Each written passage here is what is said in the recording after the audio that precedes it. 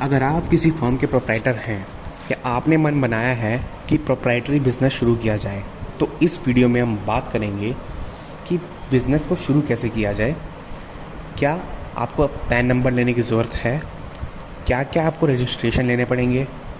Income tax, GST, इनके compliances कैसे होंगे? कौन कौन से लेबर लॉज में आपको रजिस्टर करना पड़ेगा? क्या बुक्स ऑफ अकाउंट्स मेंटेन करने पड़ेंगे? क्या रिकॉर्ड्स आपको मेंटेन करने पड़ेंगे? तो इन सब चीज़ों की बात हम आज डिटेल में इस वीडियो में करेंगे। तो शुरू से लेकर एंड तक इस वीडियो को देखो और आपके सारे डाउट्स इस वीडियो में क्लियर हो जाएंगे कोई भी बिज़नेस शुरू करने के लिए। तो दोस्तों, सबसे पहला सवाल मन में आता है पैन नंबर का, कि पैन नंबर कहाँ से लाए बिज़नेस स्टार्ट करने के लिए। अगर आप सोल प्रोप्राइटरशिप फर्म स्टार्ट कर रहे हैं तो उसमें आपका जो पर्सनल पैन है, परमानेंट अकाउंट नंबर है, वही आपके बिज़नेस का पैन है। ऐसा क्यों? क्योंकि सोल प्रोप्राइटरशिप को अगर हम हिंदी में वर्णन करें, यानी कि एकमात्र स्वामी, एक ही स्वामी, यानी कि सोल प्रोप्राइटर का मालिक आप ही हो, तो आपका जो पर्सनल परमानेंट अकाउंट नंबर है वही आपकी प्रोप्राइटरशिप फर्म का पैन नंबर होगा। उसके लिए आपको कोई भी अलग से पैन नंबर लेने की ज़रूरत नहीं है। अब आप बोलोगे कि भाई मेरे दो बिज़नेस है, मैं जूते भी बेचता हूँ और मैं कपड़े भी बेचता हूँ, तो उसमें भी अगर आप सोल प्रोप्राइटर हो तो एक ही पैन लगेगा, यानी कि आपके जूते के बिज़नेस की इनकम और कपड़े के बिज़नेस की इनकम दोनों को क्लब करके एक ही इनकम टैक्स रिटर्न भरी जाएगी, एक ही परमानेंट अकाउंट नंबर के अंदर, जो कि होगा वो आपके पर्सनल नाम के ऊपर। यानी कि आपको कोई भी पैन नंबर लेने की ज़रूरत नहीं है। अब बात करते हैं बैंक अकाउंट की। आजकल के डिजिटल एरा में आपके बिज़नेस के ट्रांजैक्शंस बैंक अकाउंट के बिना पॉसिबल है ही नहीं, तो आपको बैंक अकाउंट तो खुलवाना ही पड़ेगा। अब आप बोलेंगे कि भाई मैं तो सेविंग अकाउंट से काम चला लूँगा, लेकिन मेरी आपको यही सजेशन है कि आप अगर बिज़नेस स्टार्ट कर रहे हैं तो करंट अकाउंट से ही ट्रांजैक्शन करें। ऐसा क्यों? ऐसा इसलिए क्योंकि ये इनकम टैक्स के पॉइंट ऑफ व्यू से भी बहुत ज़रूरी होता है, क्योंकि सेविंग अकाउंट एक तरह से बचत खाता होता है, उसका नाम ही सेविंग अकाउंट है। तो उसमें इतनी large volume of transactions business की करना कोई समझदारी वाली बात नहीं है। उसके लिए आप करंट अकाउंट खोलें। अब आप बोलेंगे कि भाई मैं तो थोड़ी बहुत ट्रांजैक्शन करता हूँ, इतना बड़ा बिज़नेस नहीं है मेरा, लेकिन फिर भी मेरी आपको यही सजेशन रहेगी कि करंट अकाउंट के थ्रू ही आप बिज़नेस ट्रांजैक्शंस करें और अपने बिज़नेस को चलाएं। अब आप बोलेंगे कि मेरे पैन पे तो मेरा नाम हेमंत अग्रवाल लिखा है और मैं बिज़नेस का नाम अपने कुछ और रखना चाहता हूँ, सपोज़ अग्रवाल गारमेंट्स, तो ऐसे कैसे पॉसिबल हो सकता है? मैं इसको रजिस्टर कैसे कराऊँ अपने नाम को? तो इसके लिए एक बहुत ही सिंपल सा तरीका है। आप अपने नाम को शॉप एंड एस्टेब्लिशमेंट एक्ट के अंदर रजिस्ट्रेशन ले सकते हैं। ये एक ऑनलाइन प्रोसेस है जिसकी मैं एक सेपरेट वीडियो बना दूंगा। कुछ नहीं लगता है, इसमें कोई भी चार्जेस नहीं है। सिंपली आपको ऑनलाइन अप्लाई करना है और आपकी फर्म का नाम रजिस्टर्ड हो जाएगा। सपोज़ मेरा नाम हेमंत अग्रवाल है और मेरी फर्म का नाम है अग्रवाल कंसल्टेंट्स, तो एक पीस ऑफ पेपर पर आपको एक सर्टिफिकेट मिल जाएगा जिसमें आपको लिखा होगा कि भाई ये सोल प्रोप्राइटर हेमंत अग्रवाल है और इसकी फर्म का नाम है अग्रवाल कंसल्टेंट्स।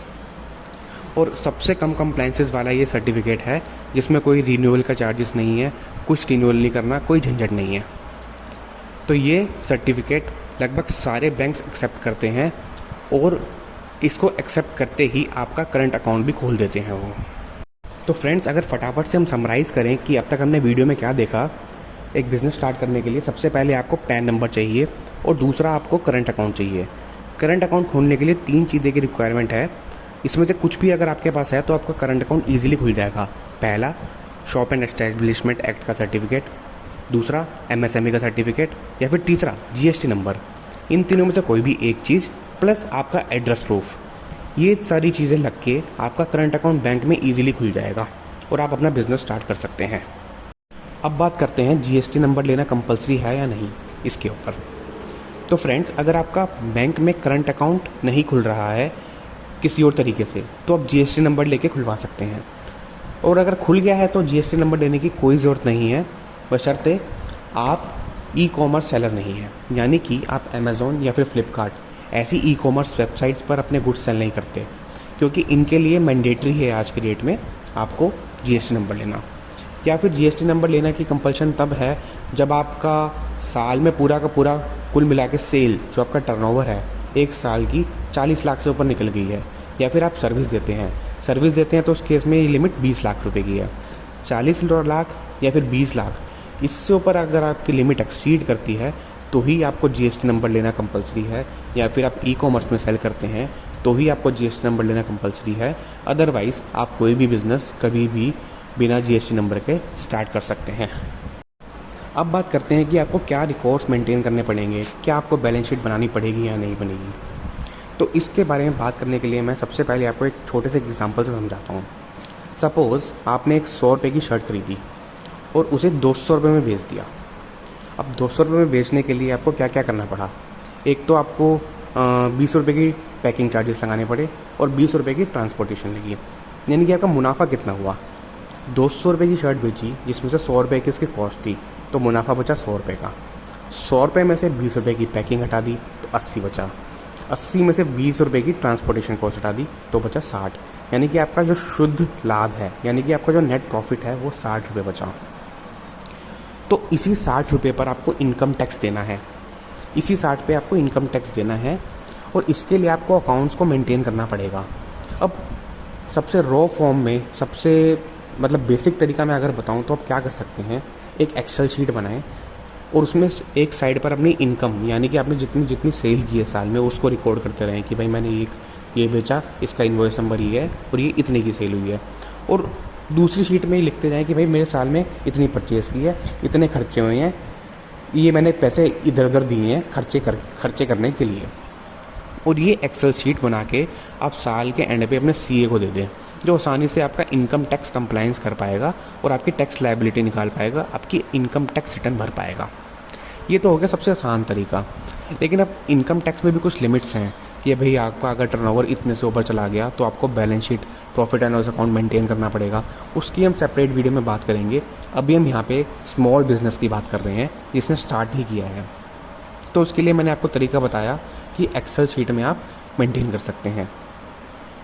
और मैं बता दूं आपको जो आपने जो एक्सपेंडिचर की हैं उनकी डिडक्शंस क्लेम करने के लिए आपको सारे रिकॉर्ड्स, सारे बिल्स आपको मेंटेन करने ज़रूरी हैं। तो इसलिए मेरी सजेशन यही है, अपने आप बिज़नेस को सिस्टमेटिक तरीके से करना चाहते हैं तो अपने रिकॉर्ड ज़रूर मेंटेन करिए। तो दोस्तों, इस वीडियो में हमने क्या देखा, इसको मैं अगर क्विकली समराइज़ करूं तो हमने ये देखा कि अगर आपको कोई भी प्रोप्राइटरशिप बिजनेस स्टार्ट करना है, सबसे पहले आपको अपना एक पर्सनल पैन अकाउंट नंबर चाहिए जो आपके पास होगा ही। साथ ही साथ आपको एक करंट अकाउंट खुलवाना है। करंट अकाउंट खुलवाने के लिए 3 चीज़ों की आवश्यकता पड़ सकती है। पहली, शॉप एंड एस्टेब्लिशमेंट एक्ट के सर्टिफिकेट की, दूसरी एमएसएमई के सर्टिफिकेट की, तीसरा जीएसटी नंबर लेने की। फिर हमने बात की आपका करंट अकाउंट खुल जाएगा। करंट अकाउंट खुलने के बाद आपको बिज़नेस स्टार्ट हो जाएगा। बिज़नेस स्टार्ट हो जाएगा तो आपको बुक्स ऑफ अकाउंट्स कैसे रिकॉर्ड करने हैं, कैसे मेंटेन करने हैं, हमने उसकी बात की।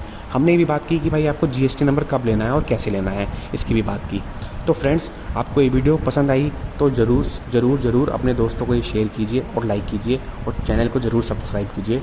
धन्यवाद। मैं सीए हेमंत अग्रवाल आपका धन्यवाद करता हूँ।